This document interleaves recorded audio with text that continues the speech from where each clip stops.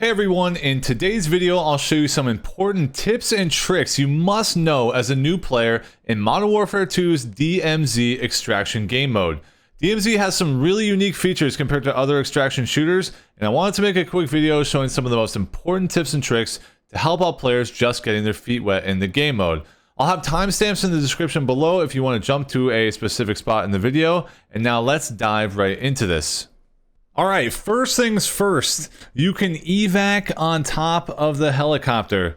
So if an enemy team is called into helo and you want to stealthily get away from them, you can evac from on top of their helo. This is an example of a team that had just killed another team at this exact spot. They are evacing. I was watching the whole thing. I had a mission item that I had to get out, and I was hell bent on taking this evac, and we just flew right in, land on top, and it works every single time. Now, obviously, you're massively susceptible to damage from anyone else that might see you be doing this, but you can evac, and it's all good. So knowing this is extremely important. All right, next up, you can have a full party size of 6 players, and you can invite a full other 3-man team to your squad, or a maximum of 6. It can be combined with multiple solos if you want to. And how you do this is, whichever button you have selected as your ping button, you hold it down, and this radio dial will pop up, and there's an option to invite nearby players or request to have them added to your squad as well. And the same way that you invite someone is the same way you accept it. So if someone is close by and they want to invite you, it'll pop up on the screen. You hold down your ping button and then you go and select, agree to join. And this is obviously a huge detail to know. It can save your ass if you're like a solo player and you're trying to evac and there's another squad there and you want to throw up the white flag and try and get them to add you to the squad so that you can live. I've had that happen multiple times. It does work. Obviously not everyone accepts it, but if you bring out the white flag, sometimes that will save your butt. Even when you're downed, you can still send this out. Now, if you're dead, you can't do anything, obviously, but if you're down but not out and they're standing over your body and they say, hey, okay, if you can still send that invite and they can still receive it, it can still work. But use this to your advantage for sure. Having a 6-man squad is huge. Also, there's a mission where you have to do 5 simultaneous UAV towers. And the way I did that was we squatted up with another squad, and then all 5 of us went to separate UAVs, and boom, we were done with the mission. Next up, you can refuel and repair your helicopter from on top of all the gas stations in the game. And you don't even have to you don't even have to land it if you don't want to. You can just hover above it or land it, and it will refuel and repair your helicopter. Obviously, this is important to know. The helicopter takes damage very quickly and very easily. Even when you're just like putting it on the ground, it seems to take damage. Also, when you're doing the mission where you have to visit all 17 POIs in a single raid with the GPS unit, obviously this comes in huge to know how to repair and refuel your helicopter so that you can continue on that mission and make life very easy. All right, next up, use dead drops. The dead drops are all over the map. I'll have a map here for 6 of them that you can use no matter where you are on the map. And basically how it works is you drop items into it, and it automatically counts towards the reduction on your insured gun timer.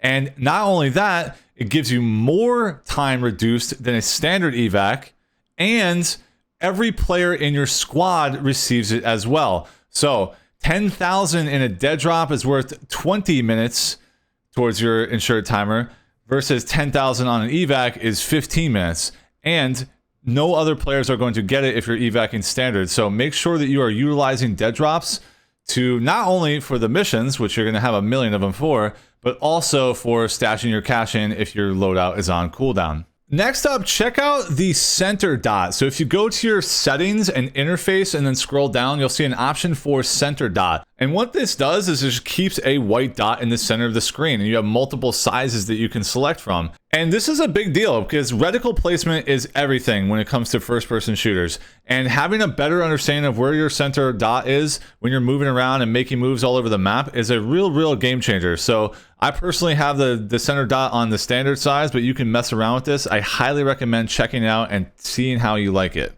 All right, next up, using the hostage mission will create an evac that you can take yourself. It is not just for the hostage to escape, but it can also be used by you or not if you don't want to. When you do a hostage mission at the end, you're going to see the evac coming in, and no other players are going to see it on the map unless they are physically seeing the helicopter land with their own eyes. So this is a great way to stealthily get out of the match if you have a rare item that you're trying to get out with, or whatever your reasons are. This is a great means of getting out, and you're going to have very, very low hostility from enemy teams. Okay, so when you kill players, their body stays on the ground.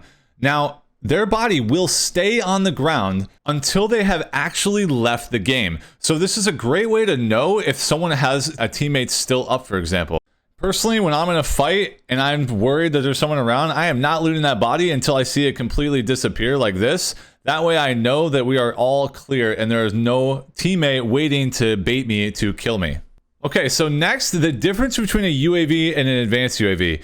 So the standard UAV is going to ping the minimap with players and AI, but the players will show up as a fully colored in red diamond, and the AI will be the opposite. It'll just be a red outline. So you can tell the difference between AI and players right away.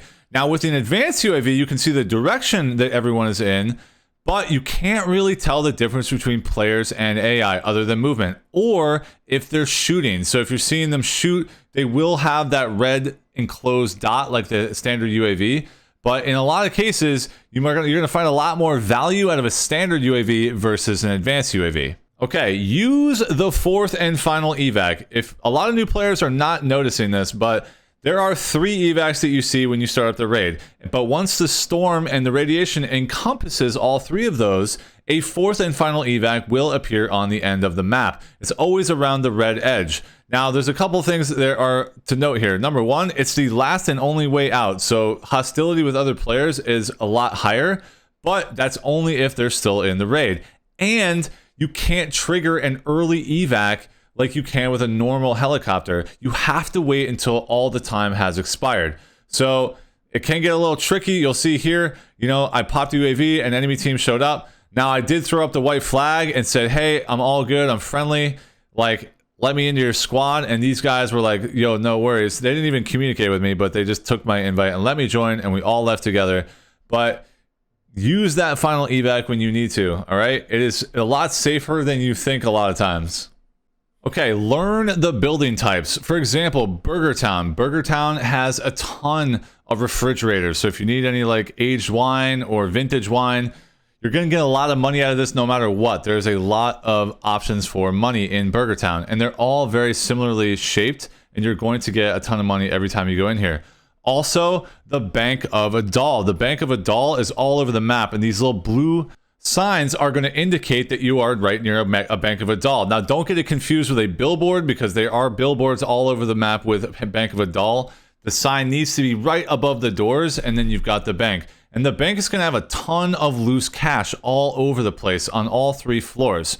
Another great example of things that you need to know is the ammo depot. The ammo depot is a great place to gear up. You're going to find backpacks, self-reses, kill streaks, armored rigs, and all kinds of goodies in the armor depot. Also, lockers. There are a lot of lockers all spread out throughout the map.